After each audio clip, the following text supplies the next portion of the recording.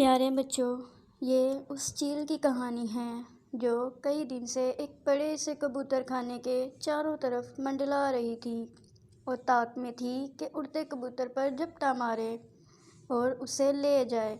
لیکن کبوتر بھی بہت ہوشیار اور تیز اڑان اڑنے والے تھے۔ جب وہ کسی کو پکڑنے کی کوشش کرتی، وہ پھرتی سے بچ کر نکل جاتا۔ چیل بہت پریشان تھی کہ کیا کرے اور کیا نہ کرے۔ آخر اس نے سوچا کہ کبوتر بہت چالاک، پھرتیلے اور تیز اڑان کے حامل ہیں۔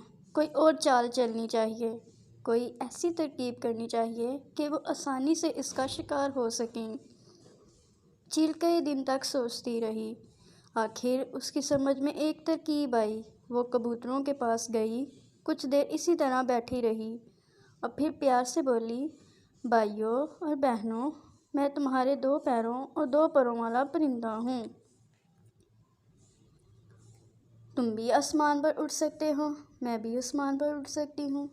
فرق یہ ہے کہ میں بڑی ہوں اور تم چھوٹے ہو۔ میں طاقتور ہوں اور تم میرے مقابلے میں بہت کمزور ہو۔ میں دوسروں کا شکار کرتی ہوں، تم نہیں کر سکتے۔ میں بلی کو حملہ کر کے زخمی کر سکتی ہوں اور اسے اپنی نکیلی چونچ اور تیز پنجوں سے مار بھی سکتی ہوں، تم یہ نہیں کر سکتے۔ تم ہر وقت دشمن کی زد میں رہتے ہو۔ میں چاہتی ہوں کہ پوری طرح تمہاری حفاظت کروں تاکہ تم ہنسی خوشی، آرام اور اطمینان کے ساتھ اسی طرح رہ سکو جس طرح پہلے زمانے میں رہتے تھے۔ آزادی تمہارا پیدائشی حق ہے اور آزادی کی حفاظت میرا فرض ہے۔ میں تمہارے لیے ہر وقت پریشان رہتی ہوں، تم ہر وقت باہر کے خطرے سے ڈرے رہتے ہو۔ مجھے افسوس اس بات پر ہے کہ تم سب مجھ سے ڈرتے ہو۔ بھائیوں اور بہنوں، میں ظلم کے خلاف ہوں، انصاف اور بھائی چارے کی حامی ہوں۔ میں چاہتی ہوں کہ انصاف کی حکومت قائم ہو، دشمن کا منہ پھیر دیا جائے اور تم سب ہر خوف سے آزاد اور سکون کی زندگی بسر کر سکو۔ میں چاہتی ہوں کہ تمہارے میرے درمیان ایک سمجھوتا ہو۔ ہم سب عہد کریں کہ ہم مل کر امن کے ساتھ رہیں گے، مل کر دشمن کا مقابلہ کریں گے اور آزادی کی زندگی بسر کریں گے۔ لیکن یہ اسی وقت ہو سکتا ہے جب کہ تم دل و جان سے مجھے اپنا بادشاہ مان لو۔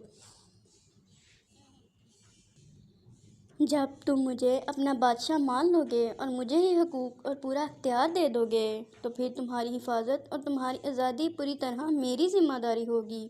تم ابھی سمجھ نہیں سکتے کہ پھر تم کتنے آزاد اور کتنے خوش و خرم رہو گے۔ اسی کے ساتھ آزادی، چین اور سکون کی نئی زندگی شروع ہوگی۔ چیل روز وہاں آتی اور بار بار بڑے پیار سے ان باتوں کو طرح طرح سے دہراتی۔ رفتہ رفتہ کبوتر اس کی اچھی اور میٹھی میٹھی باتوں پر یقین کرنے لگے۔ ایک دن کبوتروں نے آپس میں بہت دیر مشورہ کیا اور طے کر کے اسے اپنا بادشاہ مان لیا۔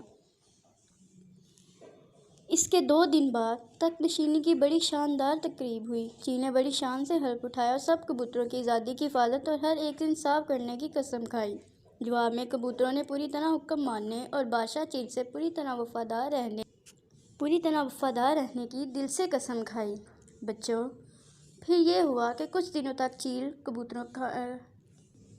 کبوتر خانے کی طرف اسی طرح آتی رہی اور ان کی خوب دیکھ بھال کرتی رہی۔ ایک دن بادشاہ چیل نے ایک بلے کو وہاں دیکھا تو اس پر اپنے ساتھیوں کے ساتھ ایسا زبردست حملہ کیا کہ بلّا ڈر کر بھاگ گیا۔ چیل اکثر اپنی میٹھی میٹھی باتوں سے کبوتروں کو لبھاتی اور انہیں حفاظت اور آزادی کا احساس دلاتی۔ اس طرح کچھ وقت اور گزر گیا۔ کبوتر اب بغیر ڈرے اس کے پاس چلے جاتے۔ وہ سب آزادی اور حفاظت کے خیال سے بہت خوش تھے۔ ایک دن صبح کے وقت جب کبوتر دانہ چگ رہے تھے تو چیل ان کے پاس آئی۔ وہ کمزور دکھائی دے رہی تھی، معلوم ہوتا تھا جیسے وہ بیمار ہے۔ کچھ دیر وہ چپ چاپ بیٹھی رہی اور پھر شاہانہ آواز میں بولی، بھائیوں اور بہنوں، میں تمہاری حکمران ہوں۔ تم نے سوچ سمجھ کر مجھے اپنا بادشاہ بنایا ہے۔ میں تمہاری حفاظت کرتی ہوں اور تم چین اور امن سے رہتے ہو۔ تم جانتے ہو کہ میری بھی کچھ ضرورتیں ہیں۔ یہ میرا شاہی اختیار ہے کہ جب میرا جی چاہے میں اپنی مرضی سے تم میں سے ایک کو پکڑوں اور اپنے پیٹ کی آگ بجھاؤں۔ میں آخر کب تک بغیر کھائے اور پیے زندہ رہ سکتی ہوں؟ میں کب تک تمہاری خدمت اور تمہاری حفاظت کر سکتی ہوں؟